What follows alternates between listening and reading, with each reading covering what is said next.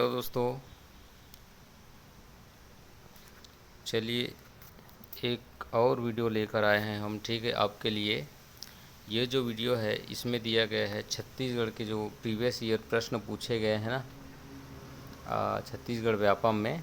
तो ये जीएस का प्रश्न है। जीएस में आपका छत्तीसगढ़ होगा, उसके बाद भूगोल, आर्थिक अर्थात इकोनॉमी का, और इसके अलावा जो पर्यावरण संबंधित और जो इंडियन जीके का जो पार्ट होता है विज्ञान का, ये सभी इसमें क्या है, संबंधित होंगे।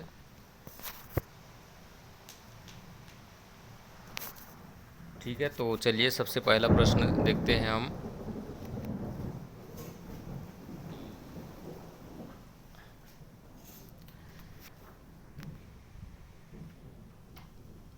सबसे पहला प्रश्न है दोस्तों, भूदान आंदोलन किसने चालू कराया था?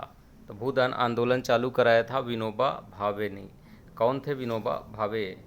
मानव भूगोल के जनक किसे कहा जाता है? तो वो है फ्रेडरिक रेटजेल। फ्रेडरिक रेटजेल को मानव भूगोल का जनक कहा जाता है। बॉम्बे हाई किस लिए प्रसिद्ध है? तो बॉम्बे हाई जो है पेट्रोलियम के लिए प्रसिद्ध है। सीकासार बांध का निर्माण किस नदी पर हुआ है? पैरी नदी पर गरियाबंद में हुआ है इसका निर्माण सीकासार का। पिग्मी का निवास स्थान कहाँ है? जो पिग्मी जनजाति पाई जाती है उसका निवास स्थान है जायरे प्रदेश में। कहाँ पे? जायरे प्रदेश में। राष्ट्रीय आय कहते हैं किसे? शुद्ध राष्ट्रीय आय जो होता है इसी को राष्ट्रीय आय कहा जाता है। एक आदर्श एमीटर एवं एक आदर्श वोल्ट मीटर का प्रतिरोध क्रमशः होता है शून्य और अनंत। ठीक है, एक आदर्श एमीटर का तो शून्य होता है और एक आदर्श वोल्ट मीटर का जो प्रतिरोध होता है वो अनंत होता है। ठीक है, आगे अगला हम देखते हैं। अगला प्रश्न, एक माध्यम का अपवर्तनांक जो है वो किस पर निर्भर करता है? तो जो अपवर्तनांक होता है माध्यम का, ठीक है, वो माध्यम का जो तापक्रम होता है उस पर भी निर्भर करता है, और आपतित किरण का जो तरंग दैर्ध्य होता है उस पर भी, साथ ही साथ माध्यम की प्रकृति एवं भौतिक अवस्था, इन सभी पर एक माध्यम का अपवर्तनांक जो है वो निर्भर करता है। अगला प्रश्न, निम्न धातुओं को जल की क्रियाशीलता के अनुसार बढ़ते क्रम में व्यवस्थित करना है। ठीक है, बढ़ते क्रम में क्या करना है? उन्हें व्यवस्थित करना है जल के साथ क्रियाशीलता के आधार पर, यानी जल के साथ कौन सबसे ज़्यादा क्रियाशील होता है? तो उसमें हम देखेंगे तो सबसे कम होता है लोहा में। ठीक है, उसके बाद बढ़ते जाएंगे तो जस्ता में थोड़ा और ज़्यादा, फिर मैग्नीशियम में थोड़ा और ज़्यादा, फिर सोडियम जो है जल के साथ सर्वाधिक क्रिया कर लेता है। तो लोहा, जस्ता, मैग्नीशियम और सोडियम, इस प्रकार ये प्रश्न हुआ। ठीक है, अगला प्रश्न पे हम आते हैं। यहाँ प्रश्न है, मिलान करने वाला एक प्रश्न है। ठीक है, ऊष्मा और विद्युत का सर्वोत्तम चालक।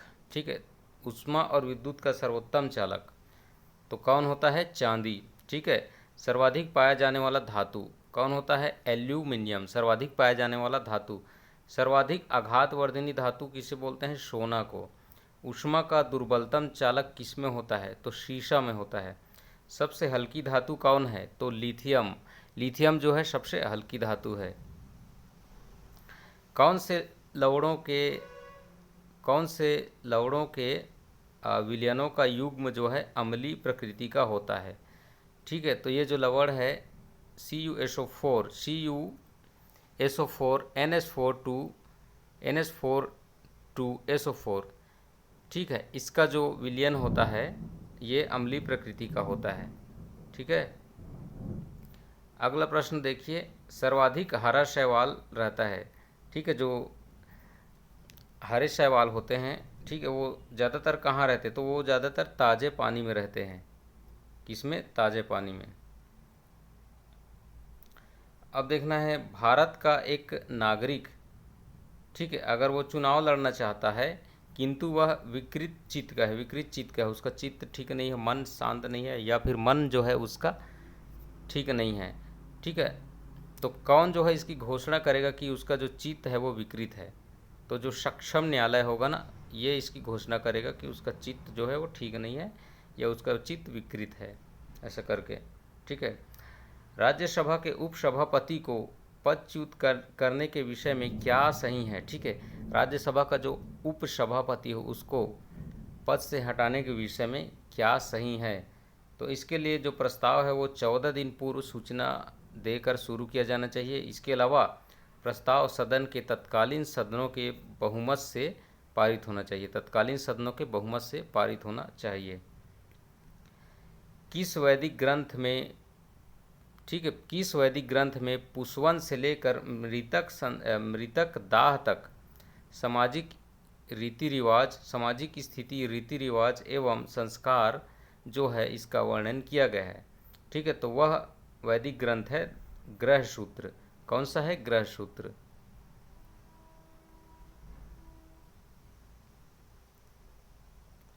ठीक है, अगला प्रश्न देखते हैं। दक्कन के इनमें से किस रियासत से चांद बीबी संबंधित थी? ठीक है, जो दक्कन का जो रियासत है, किस रियासत से चांद बीबी संबंधित थी? तो उत्तर लेना है अहमदनगर। मुगलों ने भारतीय संस्कृति को सर्वाधिक योगदान दिया किस क्षेत्र में? तो स्थापत्य के क्षेत्र में मुगलों ने सर्वाधिक योगदान दिया भारत में। दिल्ली सल्तनत में सैन्य विभाग का जो अध्यक्ष होता था वो कौन होता था? ठीक है, उसे या क्या कहा जाता था? दिल्ली सल्तनत में सैन्य विभाग का जो अध्यक्ष होता था उसे क्या कहा जाता था? उसे कहा जाता था आरिजे मुमालिक। ठीक है, और ये जो पद है ये बनाया था बलबन ने। किसने बनाया था? बलबन ने।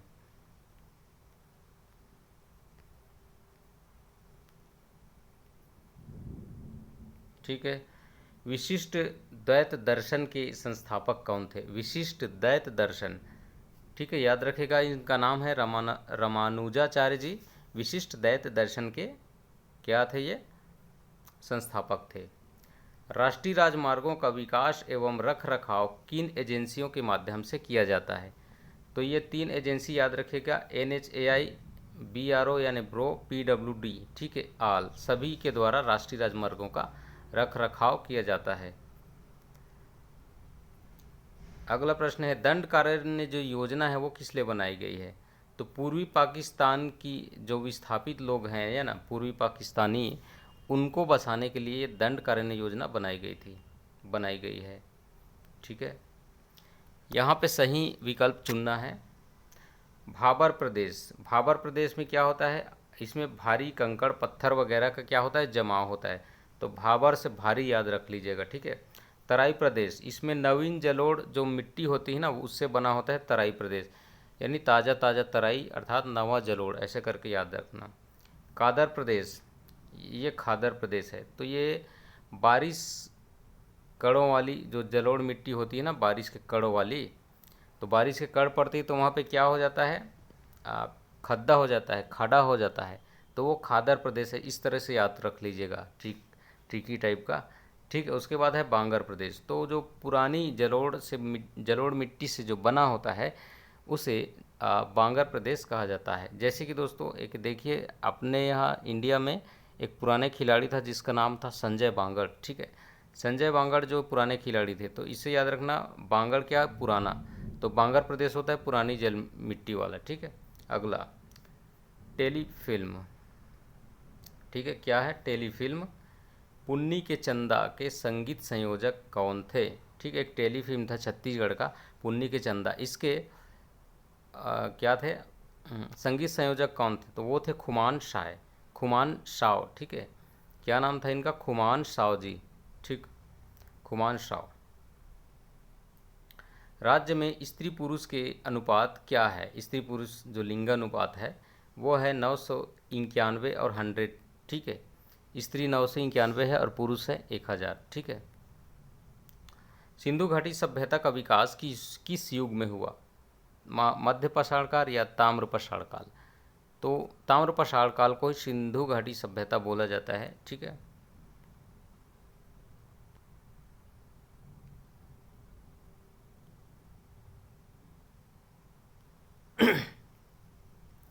सावंत भारतीय विद्रोह किसके समय हुआ था?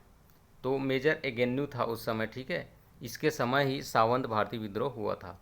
कौन सी जनजाति मुख्यतः कृषि पर निर्भर होती है तथा केन नामक जो निर्मित होता है, केन से निर्मित वस्तुओं को बेचती है? गोंड या धुरवा? तो उत्तर होगा धुरवा जनजाति। ठीक है, उत्तर क्या होगा, ध्रुव जनजाति।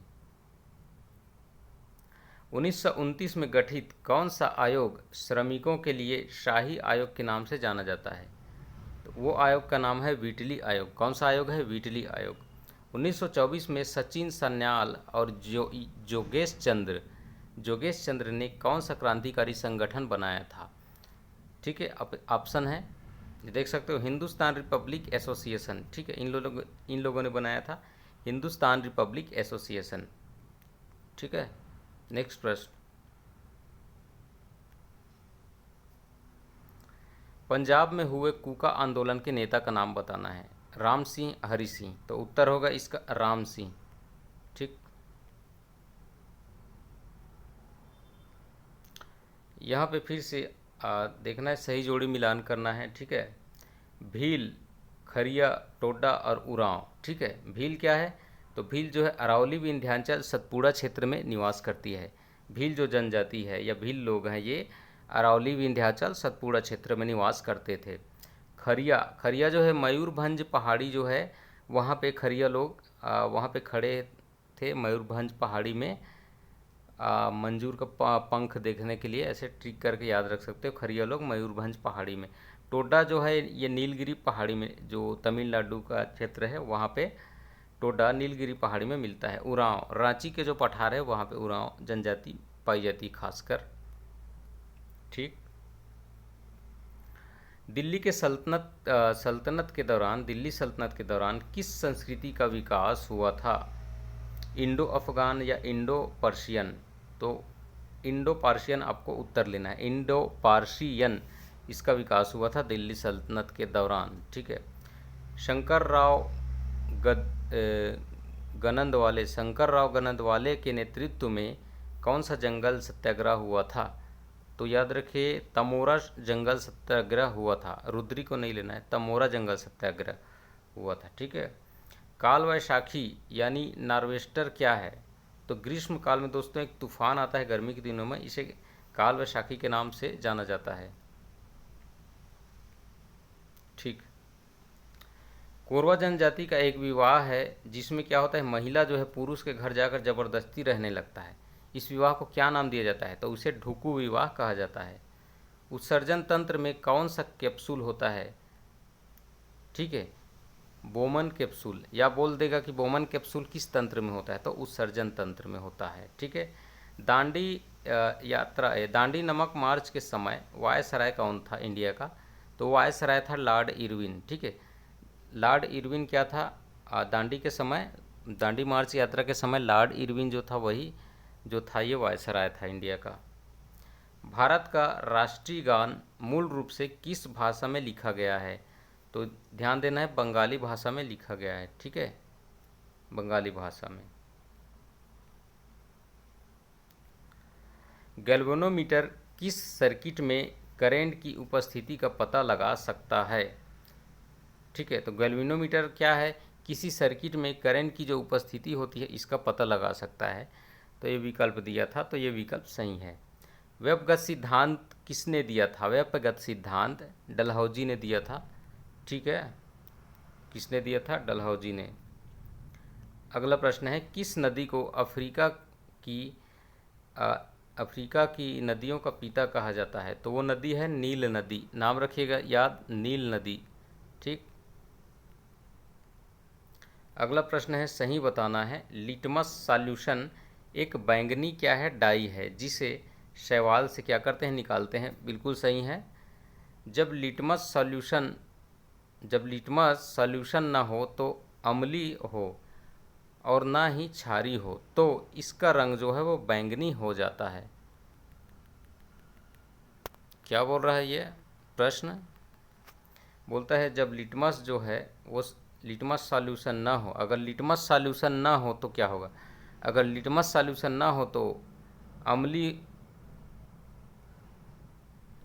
दोस्तों प्रश्न ये बोलता है जब लिटमस सॉल्यूशन ना, जब जो लिटमस सॉल्यूशन है, ठीक है, फिर से सुनिए, जो लिटमस सॉल्यूशन है वो ना तो अम्ली हो और ना ही क्षारी हो, तब इसका रंग कैसा होगा? तब इसका रंग बैगनी होगा, ये बोलना चाह रहा है। ठीक है, हल्दी और लाल गोभी के पत्ते भी विलयन में अम्ल या क्षार की उपस्थिति का ही संकेत देते हैं। ठीक है, जो हल्दी है या लाल गोभी है, इसके पत्ते भी विलयन में क्या करते हैं, अम्ल या क्षार का उपस्थिति का ही संकेत देते हैं। ठीक, अब देखते हैं कालक्रम दोस्तों। कुछ घटनाएं हैं भारतीय इतिहास के, उनका क्रम इस प्रकार है। ठीक है, जो दिया था उसमें इस प्रकार है। ठीक है, इनमें दिया था जलियांवाला बाग नरसंहार हुआ था ना, उसके बाद क्या हुआ था, खिलाफत आंदोलन, फिर चौरा चौरी, उसके बाद हुआ था महात्मा गांधी की दांडी यात्रा। तो जलियांवाला बाग जला तो क्या हुआ, खिलाफ हो गया वो। फिर उसने क्या किया, खिलाफ हुआ तो चोरी करने लगा तो फिर क्या हुआ, चोरी करने के बाद उसे समझाया किसने, महात्मा ने समझाया। ऐसे करके आप याद कर सकते हो। यह देखना है, नेहरू के मौत के बाद भारत के कार्यवाहक पीएम किसको बनाया गया था। तो उत्तर होगा गुलजारी लाल नंदा जी को। सही बताना है फिर से दोस्तों यहाँ पे। ठीक है, क्षारीय धातुओं को चाकू से काटा जा सकता है। जी बिल्कुल सही है, क्षारीय धातुओं को चाकू से काटा जा सकता है। और ये क्या होते हैं, बहुत नरम होते हैं, इसलिए कट जाते हैं। क्षारीय धातुओं में सोडियम और पोटेशियम आपको याद रखना है। ठीक है, अगला देखते हैं हम यहाँ पे। सही चुनना है। ठीक है, धमनियों में रक्त का दबाव जो है वो नसों की तुलना में अधिक होता है। ठीक है, जो रक्त का दबाव होता है वो धमनियों में ज़्यादा होता है बशर्ते नसों की तुलना में। भारत में किस क्रांति को रक्तहीन क्रांति कहा जाता है। तो जो भूदान ग्रामदान आंदोलन था, भूदान ग्रामदान आंदोलन, इसे ही रक्तहीन क्रांति कहा जाता है भारत में। रैट होल खनन का अभ्यास किस राज्य में किया जाता है। ठीक है, मेघालय राज्य में। ठीक है, मेघालय राज्य में रैट होल खनन का अभ्यास किया जाता है। भारत का सबसे लंबा राष्ट्रीय राजमार्ग कौन सा है। ठीक है, भारत का सबसे लंबा राष्ट्रीय राजमार्ग है NH-44। ठीक है, 53 नहीं है, NH-44 है। ठीक है, आर्थिक विकास के संदर्भ में रुग्णता शब्द का अर्थ क्या है। ठीक है, आर्थिक विकास के संबंध में जो रुग्णता शब्द है इसका क्या अर्थ है। तो रुग्णता शब्द का अर्थ है बीमार पड़ने की प्रवृत्ति, इसको रुग्णता बोला जाता है, मोर्बिलिटी। ठीक है, हरित क्रांति की शुरुआत दोस्तों हुई थी, कब शुरू हुई थी। तो यहाँ पे चौथी पंचवर्षीय देखना है, आप देख लीजिएगा अगर आपको कुछ डाउट है तो। हरित क्रांति की शुरुआत चौथी पंचवर्षीय योजना में हुई थी।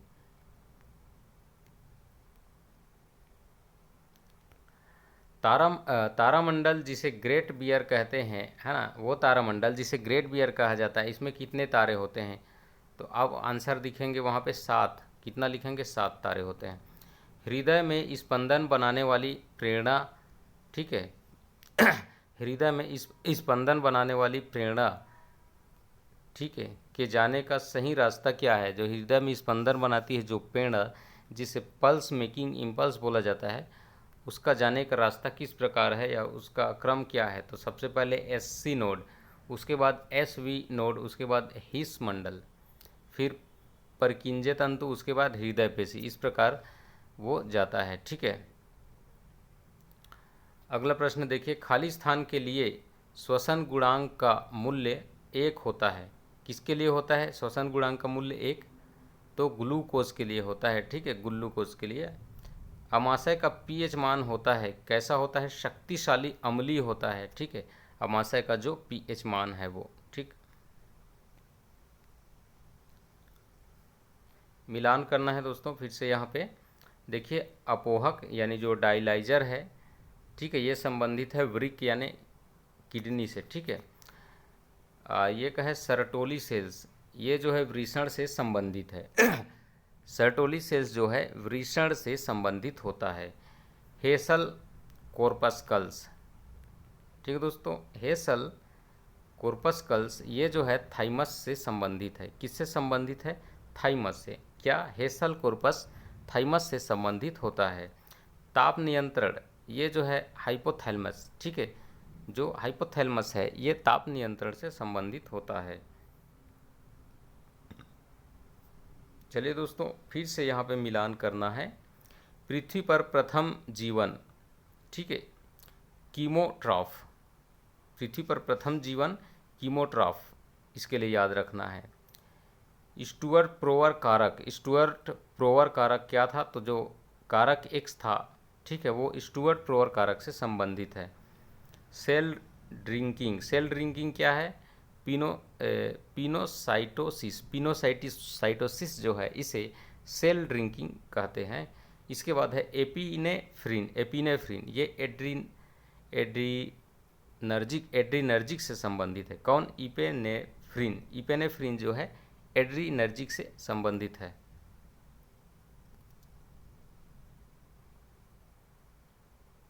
चलिए अगला प्रश्न आते हैं। केल्विन चक्र में ग्लूकोज के एक अणु के निर्माण में किसकी आवश्यकता होती है?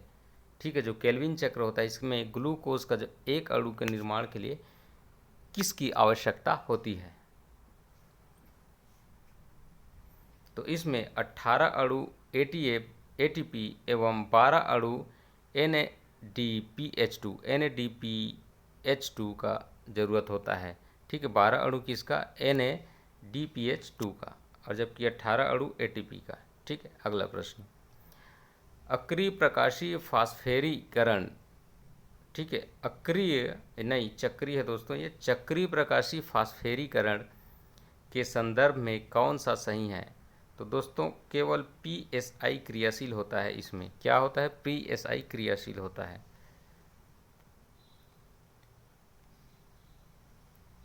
अगला प्रश्न है, पादपों में जल परिवहन को समझाने वाला सर्वाधिक मान्य सिद्धांत कौन सा है? ठीक है, तो वो सिद्धांत है भौतिकवाद का। ठीक है, जरा में विलंब किस हार्मोन के कारण होता है? जरा में विलंब होता है वो किस हार्मोन के कारण होता है? तो साइटोकाइनिन हार्मोन, साइटोकार्मिन हार्मोन के कारण जरा में विलंब होता है। कीगेला अफ्रीकाना के पुष्पों में कौन सा परागण पाया जाता है? ठीक है, कीगेला अफ्रीकाना के पुष्पों में कौन सा परागण पाया जाता है? तो चमगादड़ से होने वाला परागण जो है वो इसमें पाया जाता है। ठीक है, त्रिसंलयन, ठीक है, त्रिसंलयन से किसका विकास होता है? त्रिसंलयन से भ्रूण कोश का विकास होता है। जैव विविधता के भविष्य के उपयोग की संभावना को खुला रखना कहलाता है। क्या कहलाता है? जैव विविधता के जो भविष्य के उपयोग की जो संभावना है इसको खुला रखना क्या कहलाता है? तो इसे कहलाता है, ये कहलाता है वैकल्पिक मूल्य, वैकल्पिक मूल्य कहलाता है ये। ठीक है, अगला प्रश्न। वैश्विक प्रजाति स्तर पर किसकी विविधता सबसे अधिक है? वैश्विक प्रजाति स्तर पर किसकी विविधता सर्वाधिक है? किसकी विविधता? कवक का। कौन इन सीटू संरक्षण का उदाहरण है? कौन जो है इन सीटू संरक्षण का उदाहरण है? तो इसमें लेना है राष्ट्रीय, जो ऑप्शन में था। ठीक है, जैव विविधता के विकास का कारण क्या है? तो दोस्तों जैव विविधता के विकास के है ना यहाँ पे कारण दिए हुए हैं। एक तो अत्यधिक शोषण, विनाश बोलना है दोस्तों, जैव विविधता के विनाश का कारण। तो दोस्तों क्या हुआ? अत्यधिक क्या शोषण हुआ है। इसके अलावा विजातीय प्रजातियों का क्या हुआ है? प्रवेश हुआ है, जो विजाति हैं अलग अलग जाति का। इसके अलावा जो वास स्थान है, रहने का स्थान, इसका भी क्या हो गया? विनाश हो गया। इस कारण जैव विविधता के विनाश का ये सब क्या बने हैं? कारण बन रहे हैं। ठीक है, अगला प्रश्न। तंबाकू के धुएं में पाए जाने वाले हानिकारक गैस कौन सा है? ठीक है, एक है कार्बन मोनोऑक्साइड, दूसरा है हाइड्रोजन साइनाइड, तीसरा है अमोनिया। तीनों के तीनों तंबाकू के धुएं में पाया जाता है। ठीक है, अगला प्रश्न। सुपोषण का कारक क्या है? तो दोस्तों जो उर्वरक होता है ना, यही है सुपोषण का कारक। भारत में फ्लूओराइड प्रदूषण किसके द्वारा होता है? तो भूजल प्रदूषण के कारण ही भारत में फ्लूओराइड प्रदूषण होने लगता है। ठीक है, राष्ट्रीय सूचना विज्ञान केंद्र की स्थापना कब हुई थी? 1976। राष्ट्रीय सूचना विज्ञान केंद्र की स्थापना 1976 में हुई थी। ठीक है, अगला। विश्व के द्वितीय तथा भारत के प्रथम टेस्ट ट्यूब बेबी निर्माता कौन है? ठीक है, विश्व के प्रथम लेकिन भारत के प्रथम टेस्ट ट्यूब बेबी निर्माता कौन है? उसका नाम है सुभाष मुखोपाध्याय। सुभाष मुखोपाध्याय। भारत का प्रथम नाभिकीय ऊर्जा संयंत्र किसे कहा जाता है? तो वो है अप्सरा। कौन सा है? अप्सरा। ठीक है। 10⁻³ m NOAH विलयन का मान क्या है? तो इसका मान होता है 11। ठीक है दोस्तों, आप गूगल में सर्च कर लेना। ये है क्या, अभी मेरे पास टाइम नहीं है। ठीक है, कभी मैं अगले वीडियोज़ में इनका अगर सर्च करके विश्लेषण कर लूँगा, एक्सप्लेनेशन, तब आपको बता भी दूँगा। ठीक है, तो 10⁻³ m NOH विलयन का pH मान होता है 11। ठीक है, अगला प्रश्न, अयस्क की क्या प्रश्न है? अयस्क को वायु की अनुपस्थिति में या अल्प मात्रा के साथ गर्म करना होता है, तो ये क्या कहलाता है? ये कहलाता है निस्तापन। क्या कहलाता है? निस्तापन। जब अयस्क को वायु की अनुपस्थिति में, यानी कि जब उस समय वायु नहीं चल रहा हो, या फिर अल्प मात्रा में इसको गर्म करते हैं, ठीक है, तो यह क्या कहलाता है? ये कहलाता है निस्तापन। क्या कहलाता है? निस्तापन। ठीक है। कौन सा अम्लीय गालक है? ठीक है, कौन सा जो है अम्लीय गालक है जो नीचे दिया गया है अमल की तरह, अमल वाला, तो इसमें है SiO2। SiO2 जो है क्या है? अम्लीय गालक है। ठीक है, बाकी क्या है? क्षारीय गालक है। MgO, CaO, FeO, ये जो है सभी के सभी क्षारीय गालक हैं। ठीक है। तांबे की गर्म तथा सांद्र नाइट्रिक अम्ल से अभिक्रिया में उत्पन्न होने वाली गैस कौन सी है? NO2। कौन सी गैस है? NO2। कैसी उत्पन्न होती है ये? तांबे की गर्म तथा सांद्र नाइट्रिक अम्ल से अभिक्रिया करने पर, ठीक है, तांबे की गर्म तथा सांद्र नाइट्रिक अम्ल से अभिक्रिया करने में उत्पन्न होने वाली गैस NO2 है। कौन सा है? NO2। ठीक है।